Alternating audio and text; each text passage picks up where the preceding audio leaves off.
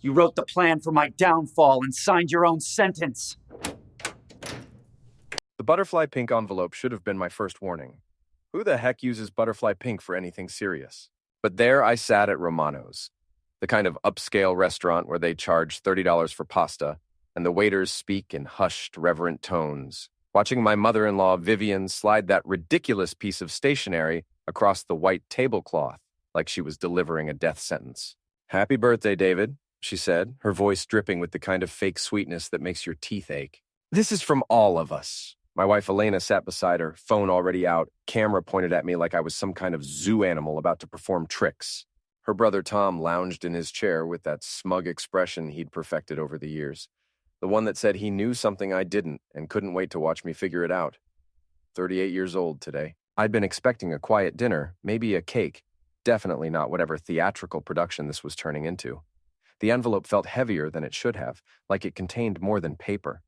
"Well, open it," Elena said, still filming.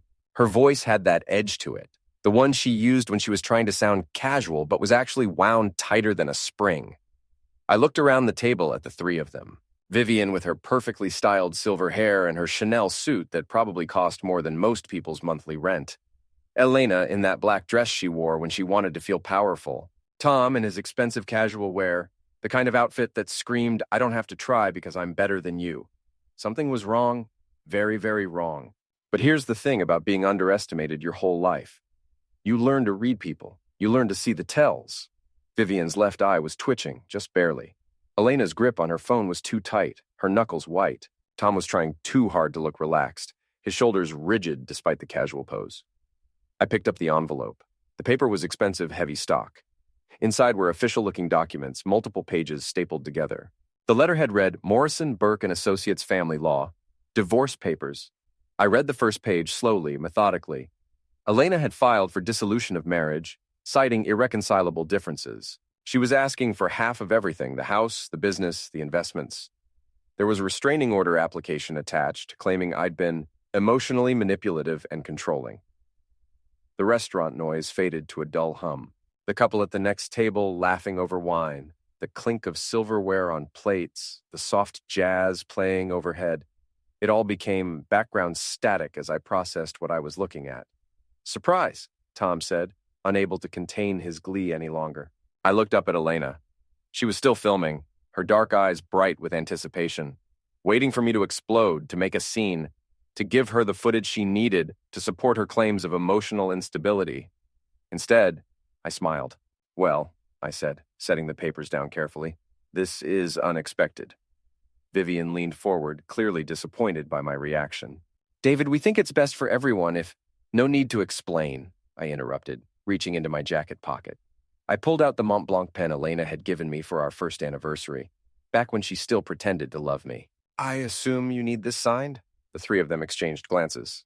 This wasn't going according to script. I flipped through the papers, signing where indicated. My signature was steady, controlled. When I finished, I capped the pen and slid it across to Elena. "Keep it," I said. "Consider it a divorce gift." I pulled out my wallet and left $300 on the table, enough to cover dinner and a generous tip. Then I stood, straightened my tie, and looked down at my soon-to-be ex-wife. "Elena, it's been educational." "Vivian, always a pleasure." "Tom?" I paused, letting my eyes meet his. "Well, you're still Tom." I walked out of Romano's with my head high, leaving them sitting there in stunned silence. But as I pushed through the heavy glass doors into the cool evening air, my mind was already working, already planning. If only they knew what I'd done before dessert. The warehouse district at 6 in the morning is a beautiful thing. Quiet, purposeful, full of potential energy waiting to be unleashed. I'd been coming here for 12 years, building Davidson Logistics from a single truck and a prayer into something worth fighting for. My office overlooked the main floor, all glass walls so I could keep an eye on operations. 37 employees, 12 trucks, contracts with half the major retailers in the tri-state area. Not bad for a guy who started with a business degree from a state school and a willingness to work 18-hour days. I was reviewing the quarterly reports when I heard voices from the break room below. The acoustics in the building were strange sound carried in unexpected ways. Usually I tuned it out, but something about the tone made me pause. "Just needs to sign the papers, and it's over." That was Elena's voice coming from my office. I'd given her a key years ago, back when she occasionally brought me lunch or stopped by to see how the business was growing. She rarely used it anymore, claimed the warehouse was too industrial for her tastes. I moved closer to the air vent that connected my office to the conference room below. Elena wasn't alone. Half his assets, Elena. Richard promises you Paris once this is finalized. Vivian's voice, sharp and calculating. The lawyer says with the emotional misuse claims, you might even get more. A chill shot through me. Emotional misuse claims? David's too trusting, Elena said. He has no idea about Richard and me. Thinks I'm working late all those nights. Richard, Elena's boss at Meridian Financial. Married, 2 kids, the kind of sleazy corporate climber who wore expensive suits to hide his cheap soul. The timing is perfect, Tom's voice joined the conversation. His birthday dinner, public place, you filming his reaction. If he loses it, we have evidence. If he doesn't, he looks cold and unfeeling. Either way, we win, Elena said, and I could hear the smile in her voice. God, I can't wait to be done with this charade. Playing the devoted wife to a glorified truck driver. They talked for another 20 minutes, laying out their plan in detail. The divorce papers were already filed. The restraining order was ready to be activated if I showed any resistance. Elena had been documenting our conversations for months, taking things out of context to build her case. But the part that really got to me was hearing about Richard. He's so much more sophisticated than David, Elena was saying. Richard understands art, culture, fine dining. We're going to Paris for that exclusive retreat next month. The one with the special activities. Vivian's laugh was like broken glass. Your father would roll over in his grave if he knew you'd wasted 8 years on someone so beneath you. Well, I'm fixing that mistake now, Elena replied. After they left, I sat in my office for a long time, staring out at the warehouse floor. My employees were starting their shifts, loading trucks, checking manifests, doing the honest work that had built everything I thought I had. I picked up my phone and dialed a number I hadn't used in years. Malik's bar, we're closed, came the gravelly voice on the other end. It's David Davidson. A pause. Well, what do you know? Army Dave. Haven't heard from you since your wedding. What's the occasion? Malik Hassan had been my sergeant in Middle East, back when I thought military service might give me some direction. After we got out, he'd used his savings to buy a dive bar in the warehouse district. We'd stayed in touch for a while, but Elena had made it clear she didn't approve of my rough friends. I need a favor, Malik. A big one. Name it.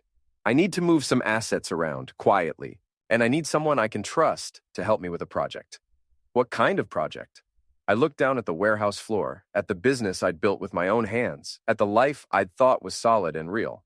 The kind that involves teaching some people that underestimating the glorified truck driver was their first mistake. Malik was quiet for a moment, then he chuckled, low and dangerous. Brother, you just made my week. When do we start? The next 48 hours were a masterclass in strategic planning. While Elena was at work, probably planning her Paris getaway with Richard, I was restructuring my entire life. First stop, my lawyer's office. Not the family attorney Elena knew about, but Marcus Chen, a sharp corporate lawyer Malik had recommended. Chen specialized in asset protection for business owners going through messy divorces. The key, Chen explained, spreading documents across his mahogany desk, is that everything has to be legitimate and above board. We're not hiding assets. We're protecting them through legal restructuring. Within 6 hours, Davidson Logistics was transferred into an irrevocable trust with my 22-year-old niece Jessica as the primary beneficiary. Technically, I no longer owned the company. I was just the CEO and primary trustee. Elena couldn't touch it in a divorce settlement. My personal assets were trickier, but Chen was creative. The house went into a family trust. My investment accounts were restructured as business assets. My personal vehicles became company cars. By the time we finished, my official net worth on paper had dropped to almost nothing.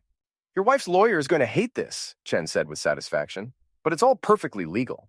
You're protecting your business and your employees' jobs from a predatory divorce settlement. What about her claims of emotional misuse? Chen's expression darkened. That's where we get nasty. I've dealt with Richard Morrison before. He's Elena's boss, right? Married man, 2 kids? How did you... Because I represented his wife in their prenup negotiations 5 years ago. And I happen to know she's been suspecting an affair for months. A few anonymous tips about hotel receipts and travel records might be very illuminating.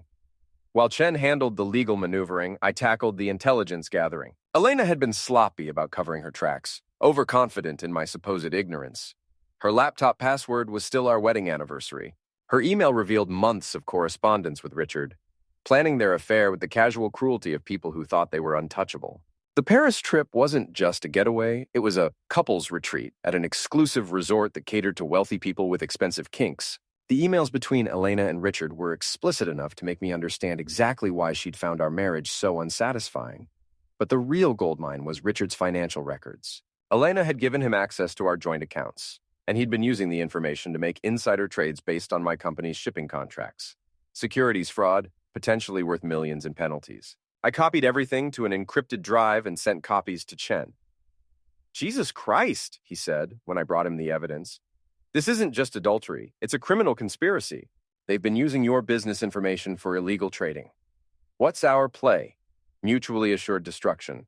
We hold this back unless they push too hard, but David..." He looked at me seriously. "This is enough to destroy both their careers and possibly land them in federal prison. Are you sure you want to go down this road?" I thought about Elena's voice in the break room, calling me a glorified truck driver. About Tom's smug face. About Vivian's contempt for everything I'd built.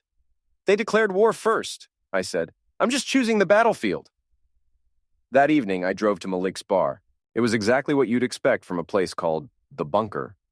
Dim lighting, scarred wooden tables, the kind of clientele that minded their own business and paid in cash.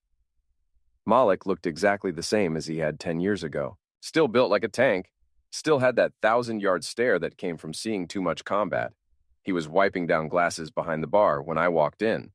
"Army, Dave," he said with a grin. "You look like heck. Feel worse. You still know people?" Depends what kind of people you need. The kind who can follow someone without being noticed. The kind who can make sure security cameras malfunction at convenient times. The kind who understand that some problems require creative solutions. Malik set down the glass and really looked at me. "Your wife?" "My wife, her family, and her boyfriend. They think they're going to destroy me and walk away clean. And you want to show them different? I want to show them what happens when you mistake kindness for weakness." Malik reached under the bar and pulled out a bottle of bourbon. The good stuff, not the rail liquor he served most customers. "Tell me everything," he said, pouring 2 glasses. "And I mean everything." I did. By the time I finished, Malik was grinning like a wolf. "Brother, this is going to be beautiful. But we do this smart, we do this clean, and we do this so they never see it coming until it's too late. What's the first move? We give them exactly what they want. Let them think they're winning right up until the moment they realize they've been played."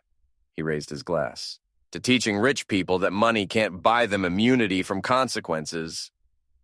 I clinked my glass against his. "To showing them what a glorified truck driver can really do when he puts his mind to it."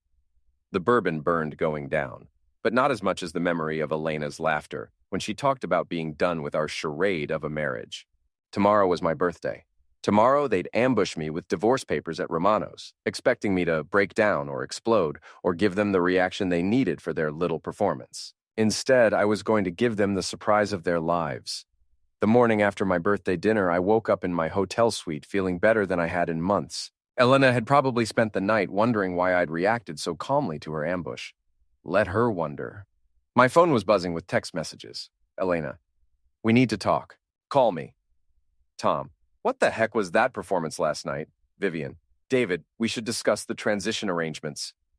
I deleted them all without responding and called Malik instead. "Phase 2?" he asked. Phase 2. Richard Morrison lived in Westfield Heights, the kind of gated community where the houses started at $2 million, and the HOA rules were thicker than most novels. His daily routine was predictable. Gym at 6 a.m., coffee at Starbucks, office by 8. I was waiting in the Starbucks parking lot when he pulled up in his silver BMW. 45 years old, still trying to look 30 with the kind of artificially white smile that screamed, "I peaked in college." He didn't notice me following him into the coffee shop. Why would he? I was just another working-class guy in jeans and a polo shirt, invisible to someone of his obvious sophistication. "Richard Morrison?" I said, stepping up beside him at the counter. He turned, confused. "Do I know you?" "David Davidson, Elena's husband." The color drained from his face. What are you doing here?" Getting coffee, Listen, if this is about what? I kept my voice friendly, conversational. About my wife, about your little Paris trip? About the insider trading you've been doing with my company's shipping data? He went completely white. I don't know what you're talking about. Sure you do. SEC takes that kind of thing very seriously, especially when there's a paper trail showing exactly how you used information from Elena to make trades worth, what was it, $300,000 in profits over the last 6 months. Richard's coffee cup slipped from his hands, splashing hot liquid across the floor. Other customers were starting to stare. What do you want? He whispered. I handed him my business card, not the Davidson Logistics card, but a new one Chen had made up. Call this number. My lawyer wants to discuss a settlement that keeps everyone out of federal prison. I left him standing there in a puddle of coffee in his own panic. Next stop was Meridian Financial, where Elena worked as a senior account manager. The building was all glass and steel, the kind of place that was designed to make visitors feel small and insignificant. I didn't go inside. Instead, I sat in my truck across the street and made a phone call to the company's HR department. Hi, this is Detective Johnson with the Financial Crimes Unit, I said, using a voice changer app Malik had found. We're investigating potential securities fraud involving one of your employees, Elena Davidson, and her supervisor, Richard Morrison. We'll need to speak with your compliance officer about their trading activities and access to confidential client information. I hung up before they could ask questions, but I knew the seeds were planted. Corporate HR departments were paranoid about federal investigations. They'd start asking questions, pulling records, looking for anything that might implicate the company. By noon, my phone was ringing constantly. Elena, Richard, Tom, Vivian, all of them suddenly very eager to have conversations they'd been avoiding. I let them all go to voicemail. Instead, I drove to the warehouse to check on my employees. The transition to the trust structure had been seamless. Most of them didn't even know anything had changed. But I wanted to make sure everyone understood their jobs were secure. Boss, called out Jake Martinez, my operations manager. Everything okay? You seem different today. Just some personal stuff getting resolved, I said. How are the Henderson contracts looking? Solid. They want to expand the route coverage next quarter. Good. Make sure everyone knows that no matter what they might hear in the news over the next few weeks, their jobs are safe. This company isn't going anywhere. Jake looked puzzled, but nodded. You got it, boss. That afternoon, I met Malik at a sports bar near the warehouse. He was grinning when I walked in. Your boy Richard is having a very bad day, he said, sliding a manila envelope across the table. My guy followed him after your coffee meeting. He went straight to his lawyer, then to his bank, then to a very expensive therapist. What's in the envelope? Photos of his lunch meeting with Elena. A lot of hand-holding, a lot of intense conversation. Also, his wife hired a private investigator last month. Seems she's been suspicious for a while. I looked through the photos. Elena and Richard at an upscale restaurant, clearly in crisis mode. Her face was tight with stress. His was pale with fear. There's more, Malik said. Elena's boss called her into his office this afternoon. 30-minute meeting, and she came out looking like she'd been hit by a truck. HR investigation? That's my guess. Nothing makes corporate executives nervous like the words federal investigation. My phone buzzed with another text from Elena. David, please, we need to talk. This is getting out of hand. I showed the message to Malik. He laughed. Out of hand? Brother, we haven't even gotten started yet. What's next? Now we let them stew for a few days. Let them wonder what else we know, what other shoes are going to drop. Fear is a beautiful thing, Dave. It makes people stupid. And when they get stupid, that's when we finish this. I raised my beer bottle. To phase 3. To teaching rich people that actions have consequences, Malik replied. As we clinked bottles, I felt something I hadn't experienced in months. Genuine happiness. For too long, I'd been the victim in this story, the naive husband who didn't see the betrayal coming. But that version of David Davidson was gone. The man sitting in this bar, planning the systematic destruction of people who'd tried to destroy him, was someone new, someone harder, someone who understood that sometimes the only way to win is to be willing to lose everything. And I was more than willing. Elena was waiting in the parking lot when I got back to the warehouse Thursday morning. She looked terrible, hollow eyes, wrinkled clothes, the kind of desperate exhaustion that comes from not sleeping for days. We need to talk, she said, stepping out of her car as I pulled up. Do we? I thought the divorce papers covered everything. David, Please, this is serious. I looked at her for a long moment. 3 days ago, she'd been filming my humiliation at Romano's, expecting me to break down or explode. Now, she was the one falling apart. Okay, I said. Let's talk. I led her into the warehouse, past my employees who were starting their morning shifts. A few of them nodded to Elena politely. They'd met her at company Christmas parties over the years, back when she still pretended to support what I was building. My office was all glass walls, which meant our conversation would be visible to everyone on the floor. I didn't offer her a chair. Richard's been suspended, she said without preamble. Pending investigation for securities fraud. That's unfortunate. Don't play dumb, David. We know you're behind this. Behind what? Richard's illegal trading? His affair with a married woman? Which part exactly am I responsible for? Elena's composure cracked. You bastard! You've been planning this, haven't you? The calm reaction at dinner, signing the papers without a fight? It was all an act. Was it? Or maybe I just realized that fighting for a marriage with someone who calls me a glorified truck driver behind my back isn't worth the effort. She went pale. You heard that? I heard a lot of things, like your plans for Paris, your special retreat with Richard, your mother's thoughts about how I'm beneath your family's standards. David, You what? You're sorry? You didn't mean it? You love me, really? I laughed, and it wasn't a pleasant sound. Elena, you filed for divorce citing emotional misuse. You were prepared to destroy my reputation, take half of everything I've built, and walk away with your boyfriend. The only thing you're sorry about is that it's not going according to plan. Through the glass walls, I could see my employees pretending not to watch our conversation. Elena noticed, too, her face flushing with embarrassment. What do you want? She asked. Nothing. You already gave me everything I needed when you handed me those divorce papers. Consider this a learning experience. The SEC is asking questions about my access to your shipping contracts. They think I've been sharing confidential information. Have you? You know I have. Richard needed to commit federal crimes using information you stole from my company? I shook my head. Elena, that's not my problem anymore. That's your problem. She was starting to cry, mascara running down her cheeks. My job is gone. The promotion I was supposed to get, the salary increase, it's all gone. And if they press charges, then you'll learn what consequences feel like. I can't go to prison, David. You know I can't. Should have thought of that before you decided to destroy me. Elena looked around the office desperately, like she was searching for something to grab onto. What about us? 8 years of marriage? That has to mean something. It did mean something. It meant I loved you enough to work 18-hour days building this company. It meant I trusted you enough to give you access to confidential business information. It meant I believed you when you said you were working late instead of screwing your boss in hotel rooms. I made mistakes. You made choices. Now you get to live with them.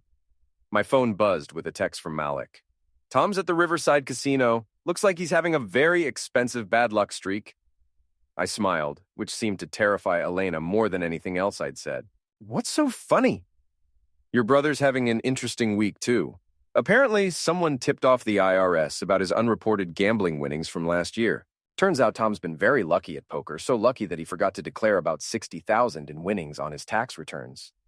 Elena stared at me in horror. You're destroying my whole family. I'm not destroying anything. I'm just making sure the truth comes to light. Tom gambled illegally and didn't pay taxes on his winnings. You committed securities fraud. Richard used insider information for illegal trading. Your mother... I paused, checking another text. Well, let's just say her charity foundation's bookkeeping is about to get some very unwelcome scrutiny.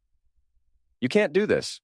I'm not doing anything except making sure the proper authorities have accurate information about various illegal activities. What they do with that information is up to them. Elena was full-on sobbing now, her careful composure completely shattered. Through the glass walls, I could see Jake Martinez approaching with some paperwork, then thinking better of it and walking away. Please, Elena whispered. I'll do anything. I'll drop the divorce. The divorce is the best thing that's happened to me in years, I said. I'm not stopping that. I'm just making sure you don't profit from it. Then what? What do you want me to do? I walked around my desk and handed her a box of tissues. I want you to leave my office. I want you to deal with the consequences of your choices like an adult. And I want you to remember that actions have consequences even for people who think they're untouchable. Elena took the tissues with shaking hands. I never meant for it to go this far. Yes, you did. You meant for it to go exactly this far. You just thought you'd be the one walking away clean while I got destroyed. The only thing you didn't count on was me fighting back. She stood up slowly, like an old woman. What happens now? Now you go home and wait to see how much trouble you're actually in. Maybe the SEC will go easy on you. Maybe the divorce court will believe your emotional misuse claims despite the evidence of your affair and fraud. Maybe Richard will stand by you when his own marriage and career implode. And maybe none of that will happen. Maybe not. Elena walked to the door, then turned back. I did love you once, in the beginning. I know, I said. That's what makes this so much worse. After she left, I sat in my office watching the warehouse floor return to normal. My employees went back to their work, loading trucks and checking manifests and doing the honest labor that had built everything Elena tried to take away. My phone rang. Chen's number. The Morrison divorce is getting ugly, he said without preamble. His wife filed this morning. She's asking for everything, plus criminal charges for adultery and fraud. Good for her. David, I need to ask, how far are you planning to take this? Because right now we're in controlled demolition territory. But if you keep pushing, what? Total annihilation. Elena, Richard, Tom, Vivian, they'll all be destroyed. Financially, professionally, possibly criminally. Is that what you want? I thought about Elena's voice in the break room, laughing about being done with the charade of our marriage, about Tom's smug face at the restaurant, about Vivian's contempt for everything I'd built. Chen, let me ask you something. If someone tried to destroy your life, take everything you'd worked for, and humiliate you in the process, what would you do? I'd probably do exactly what you're doing. Then you have your answer. Understood. I'll prepare for total war. After I hung up, I walked out onto the warehouse floor. My employees looked up as I passed. Jake, Maria, Steve, all the people who'd helped me build this company from nothing. Everything okay, boss? Jake asked. Everything's perfect, I said. Better than it's been in years. And for the first time in months, I meant it. Friday morning brought news that Richard Morrison had been arrested. Securities fraud, insider trading, and conspiracy charges. His perp walk made the local news, complete with footage of him trying to hide his face from the cameras. I was having coffee with Malik when the story came on the bar's television. Federal prosecutors say Morrison used confidential information obtained through an extramarital affair to make illegal trades worth over $300,000, the reporter announced. His alleged accomplice, Elena Davidson, is expected to be charged separately. Alleged accomplice, Malik said with a grin. I love how they make it sound like she was just along for the ride. She wasn't? Brother, Elena was the one with access to your shipping contracts. Richard couldn't have done any of this without her feeding him information. If anything, she's the primary conspirator. My phone had been buzzing all morning with calls from reporters wanting comments about my estranged wife's alleged criminal activities. I'd ignored them all, but the attention was starting to affect my employees. Boss, Jake had said when I arrived at the warehouse, there are news vans outside. What should we tell them? Tell them Davidson Logistics has no comment on ongoing federal investigations, and anyone who interferes with our operations will be trespassed. You got it. Now, sitting in Malik's bar watching my wife's mugshot on the evening news, I felt something I hadn't expected, a hollow satisfaction. This wasn't the explosive joy of revenge. It was more like the quiet relief of a job well done. Tom's next, Malik said, changing the channel. IRS raided his apartment this morning. Turns out your boy's been running an illegal poker game for years, not just playing in one. How illegal? $50,000 buy-ins, no taxes paid, connected to some very unfriendly people. The kind of people who don't like federal attention on their activities. I raised an eyebrow. How unfriendly?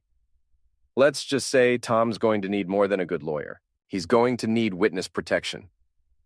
And Vivian? Saved the best for last.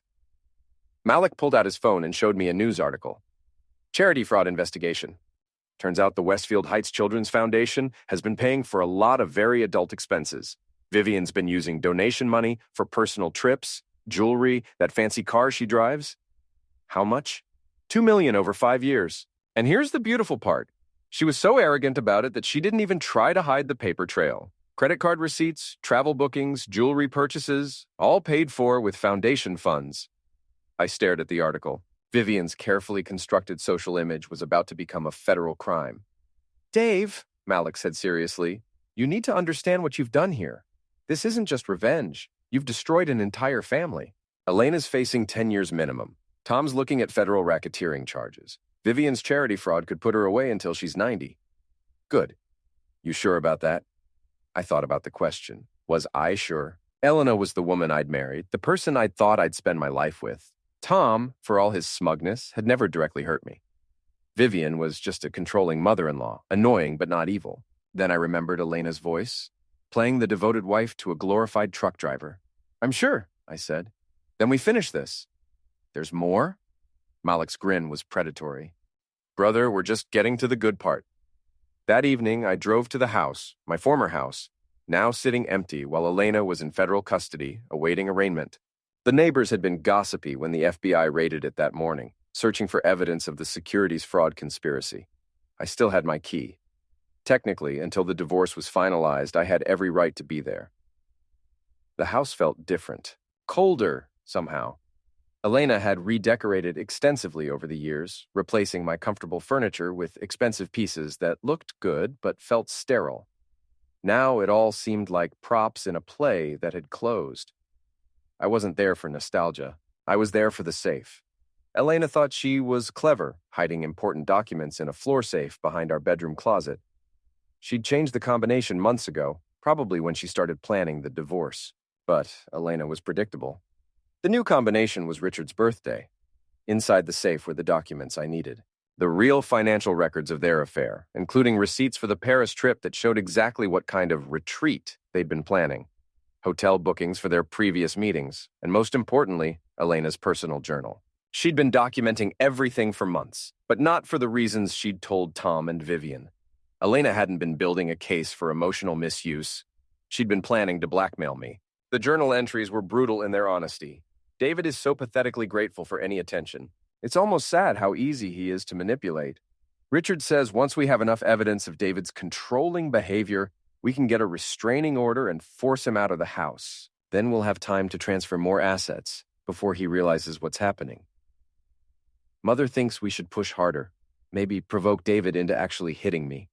Richard has a friend who's a photographer. We could document the misuse and guarantee I get everything in the divorce. I photographed every page with my phone, then put the journal back exactly where I'd found it. The FBI would find it eventually during their investigation, and when they did, it would destroy any sympathy Elena might have garnered as the victim of a toxic marriage. As I was leaving, my phone rang. Unknown number. David Davidson? Speaking. This is Sarah Morrison, Richard's wife. I think we should meet. I paused at the front door, keys in my hand. Why? Because we both want the same thing, to make sure they pay for what they've done. And I have information you need to hear. What kind of information? The kind that turns a 10-year sentence into a 20-year sentence. Meet me at the Riverside Diner in an hour. Come alone. She hung up before I could respond. An hour later, I was sitting across from a woman who looked like she'd aged 10 years in the past week. Sarah Morrison was elegant in the way that money and good breeding could create, but there were stress lines around her eyes and a hardness in her voice that hadn't been there before. Richard thinks he's the victim in all this, she said without preamble. Poor Richard, seduced by the evil younger woman, led astray from his loving family. That's not how you see it? Richard's been cheating on me for years. Elena wasn't his first affair. She was just the most expensive one. Sarah opened a manila folder and slid photographs across the table. These are from a private investigator I hired 6 months ago. The photos showed Richard with multiple women over the past 2 years. Hotel meetings, restaurant dinners, weekend trips. Elena was just one of many. But Elena was special, Sarah continued. She was the first one who had access to valuable information. The first one who could make Richard real money. You're saying this was always about the insider trading? I'm saying Elena knew exactly what she was doing from the beginning. She researched Richard before she started the affair. She knew about his financial problems, his gambling debts, his need for easy money. She targeted him specifically because he was vulnerable and useful. I stared at the photographs, understanding dawning. She played him. She played all of you. Richard, you, your in-laws, you were all just pieces in her game. Elena wanted out of her marriage. She wanted money, and she wanted to destroy you for... What did she call it in her emails to Richard? 8 years of mediocre closeness and boring conversation. Sarah's voice was bitter, but there was satisfaction in it too. The beautiful part is that Richard still doesn't realize he was being used. He thinks Elena loves him. He's been calling me from jail. begging me to help her make bail. Will you? I'd rather set myself on fire. Sarah gathered up the photographs. But I will testify at her trial. I'll tell the jury exactly what kind of person Elena Davidson really is. And when I'm done, she'll be lucky to get out of prison before she's 50. Why are you telling me this? Because Richard destroyed my family for a woman who was using him from day one. And because Elena destroyed your family for money she was never going to be able to keep. Sarah stood up, leaving a 20 on the table. I want them both to burn, Mr. Davidson, and I think you do too. After she left, I sat in the diner for a long time, processing what I'd learned. Elena hadn't just betrayed me, she'd orchestrated the entire thing. The affair, the insider trading, the divorce, even Richard's downfall. She'd been playing a game where everyone else was expendable. But she'd made one crucial mistake. She'd underestimated the glorified truck driver, and now it was time to show her the final move. The federal courthouse was a circus on Monday morning. News vans lined the street, reporters jockeyed for position, and photographers waited for the perp walk that would define Elena's public image forever. I wasn't there as a spectator. Chen had arranged for me to meet with the federal prosecutor handling the case, Assistant U.S. Attorney Jennifer Walsh. She was younger than I'd expected, but her reputation for destroying white-collar criminals was legendary. Mr. Davidson, she said, shaking my hand in the sterile conference room. I understand you have additional evidence in the Morrison-Davidson conspiracy case. I do. I slid the flash drive across the table. Elena's personal journal, documenting the entire conspiracy from her perspective, financial records showing the scope of the insider trading, and communications with her family about their plans to fraudulently obtain assets in the divorce. Walsh plugged in the drive and started reading. Her eyebrows went up as she scrolled through Elena's journal entries. Maybe provoke David into actually hitting me, she read aloud. Richard has a friend who's a photographer. We could document the misuse. She looked up at me. She was planning to frame you for domestic violence? Among other things. Mr. Davidson, this evidence shows a level of premeditation and malice that transforms this from a simple securities fraud case into something much more serious. Conspiracy to commit fraud, extortion, perjury. We're talking about federal racketeering charges now.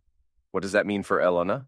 It means she's looking at 25 to life instead of 10 to 15, and it means her family members are going to face charges as co-conspirators. Walsh continued reading, her expression growing darker. She documented everything. The insider trading scheme, the divorce fraud, even her plans to blackmail you with false misuse allegations. This is the most thoroughly self-incriminating evidence I've ever seen. Elena always was thorough. Too thorough for her own good. Walsh closed the laptop. Mr. Davidson, I have to ask, how did you obtain this evidence? From the safe in my house. The house I still legally own until the divorce is finalized. And you just happen to know the combination? Elena changed it to her boyfriend's birthday. She wasn't as clever as she thought she was. Walsh smiled grimly. No, she wasn't. Mr. Davidson, this evidence is going to destroy her defense completely. Her lawyer was planning to argue that she was manipulated by Richard, that she was just a naive woman in love who made poor choices. This journal proves she was the architect of the entire conspiracy.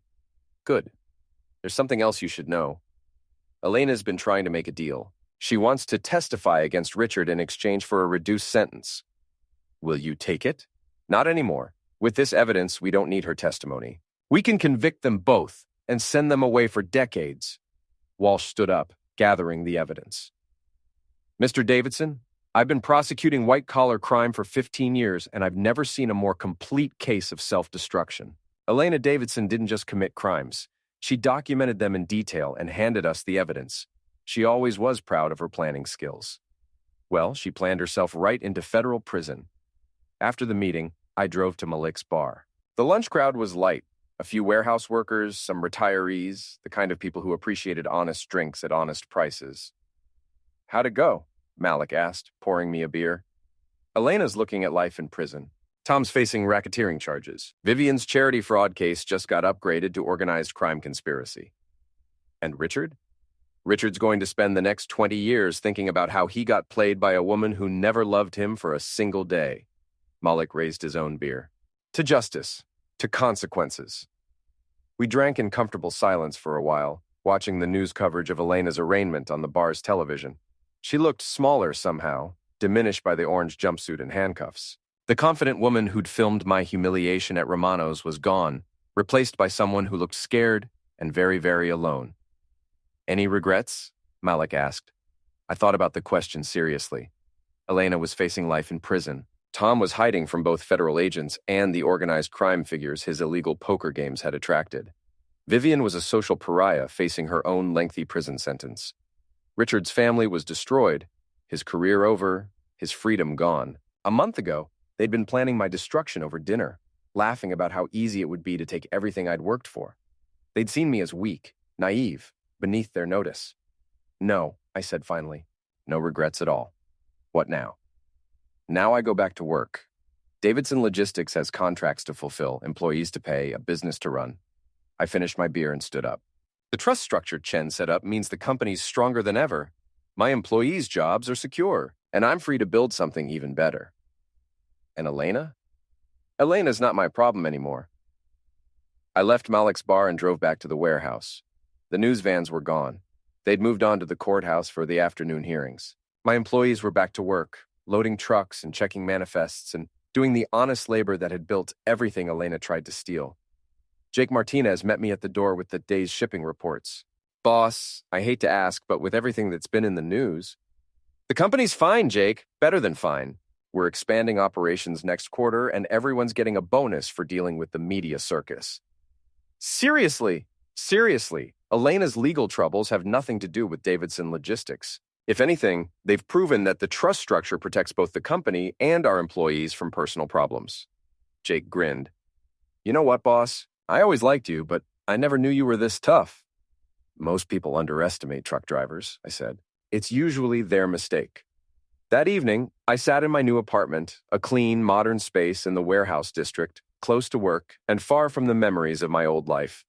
The divorce would be finalized soon, but it didn't matter anymore. Elena would be in federal prison long before any property settlement could be arranged. My phone buzzed with a text from an unknown number. This isn't over. You'll pay for what you've done to my family. Vivian, probably sending threats from her lawyer's office while awaiting her own indictment. I deleted the message without responding. It was over. Elena was facing life in prison for conspiracy and fraud. Richard was destroyed personally and professionally. Tom was hiding from both federal agents and organized crime figures. Vivian was a social pariah facing her own lengthy sentence. They'd wanted to see my real face when they handed me those divorce papers. They'd wanted to humiliate me, destroy me, take everything I'd built with my own hands. Instead, they'd learned what happens when you mistake kindness for weakness, when you underestimate someone because of their background or their profession, when you think money and social status make you untouchable. I poured myself a glass of bourbon. The good stuff, not the cheap liquor I used to drink when I was trying to save money for Elena's expensive tastes. Outside my window, I could see the lights of the warehouse district, the honest work that continued regardless of the personal dramas of the people who thought they were above it. Tomorrow, Davidson Logistics would deliver goods to customers across 3 states. My employees would earn honest wages for honest work. The company I'd built would continue to grow and prosper, protected by legal structures that Elena's greed had never even imagined. And somewhere in a federal holding cell, Elena Davidson would be learning that actions have consequences, even for people who think they're too smart and too sophisticated to face them. The difference between a villain and a victim? Timing. And I always deliver on time.